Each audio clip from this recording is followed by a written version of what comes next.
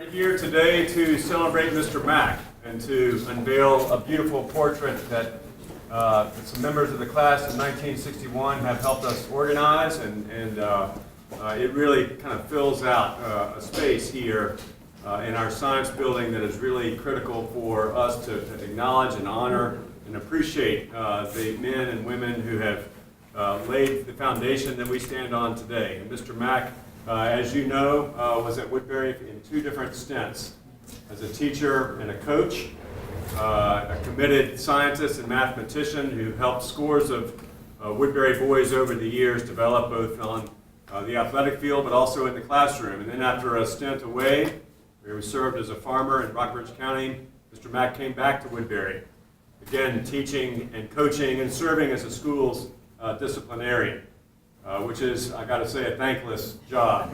Because we know that Woodberry boys, as fine as they are, they're not angels, and they need a little correction every once in a while. And I was just hearing that Mr. Mack had a way of being both stern and compassionate at the same time, which is, I think, a great description of a disciplinarian who holds the school standards high, but also cares for the boys. So, delighted that you're here. You can read about Mr. Mack in this portrait of all that he did at Woodberry over the years, and enjoy this beautiful portrait, which we think, again, kind of rounds out the science building that has upstairs Jack Glasscock as a fixture here at Woodberry as well. Delighted that you're here, and I want his son Sandy, who graduated in the class of 1961, to come forward and offer a few remarks. So thank you, Sandy, for being here. And we look forward to all that you may have to say about your family and especially about your dad. So welcome back to Woodberry.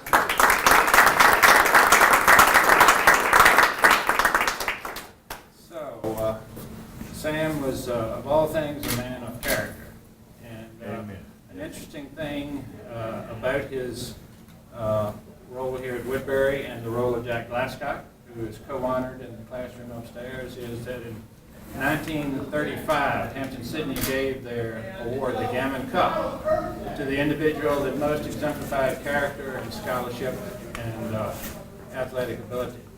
And Sam won it in 1935, 1949, Jack Glasscock won it. So it's delightful to have both of them together in the classroom upstairs. I'd like to thank the school for the incredible vision and creativity that led to this terrific science facility and the opportunity for us to have a classroom, us being the class of 61, to contribute to a classroom that's upstairs where they're both co-honored. Jack being a chemistry teacher, my father a biology teacher. My father directed boys camp Camp Briar Hills from 1931, when he was 20 years old, until 1965 approximately. And the thing that was paramount there with kids, and again, this gave him that experience that I think helped him be a disciplinarian later, and helped him to judge character and know how to respond appropriately with the right level of whip and arm around the shoulder, was that he stressed in the development of these young boys, you get this award for being the best in your group, you get the same award for being the most improved. And that sense of valuing how you go at making things better yourself and things around you was very important to him. One thing particularly, Warner Wells, if anybody has dealt with Warner Wells in any capacity, you know he's an absolute bulldog. He really helped and directed the effort that got this portrait here. Interestingly, three of the donors that were preeminent in that were former Briar Hills campers as well as Woodberry boys. And so that you should, maybe Warner will say a few words, but certainly Jack Montgomery, Hunter Martin, and I were Briar Hills boys that knew him in that capacity as camp director, that led and dovetailed very nicely with his role as teacher and coach.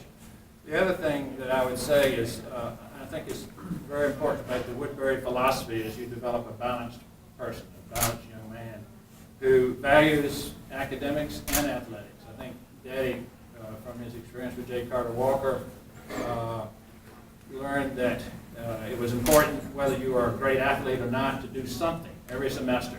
Whether it was track or whatever it was, you did some physical activity. You didn't have to be great, but you did it. And it was part of rounding out the well-rounded person that I think Woodberry Woodberry still obviously promotes today.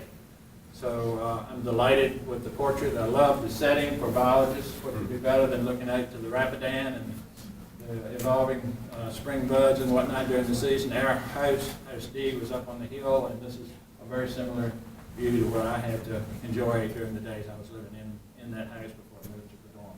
So thank you very much for the opportunity to have this portrait here and to honor him in this way.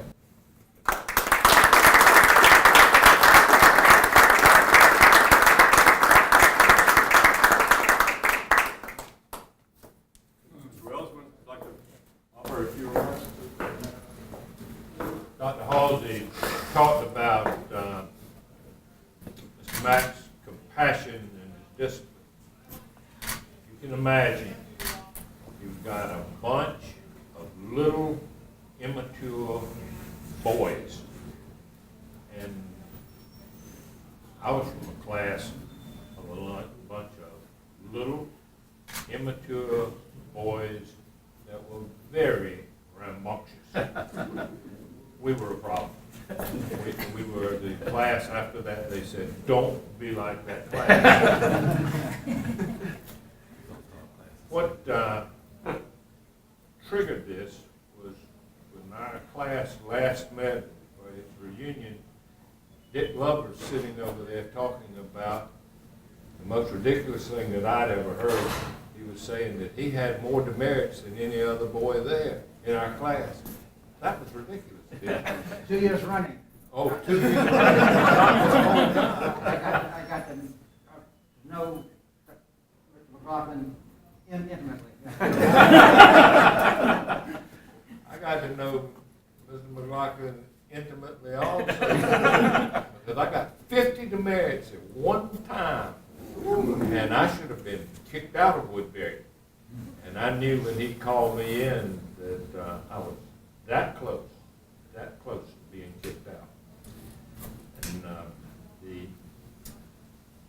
I told him, yes sir, I did that, and I realized I was this close to getting kicked out, but I wasn't going to get kicked out over an honor violation. It would be over stupidity. And I did not get kicked out. I got 50 demerits. I look at this man. We had an incredible number of masters. Woodberry boys today don't have. The closest thing they've got to him is John Brown.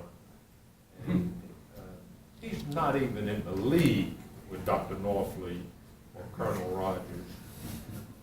We had some masters that were intensely loving as well.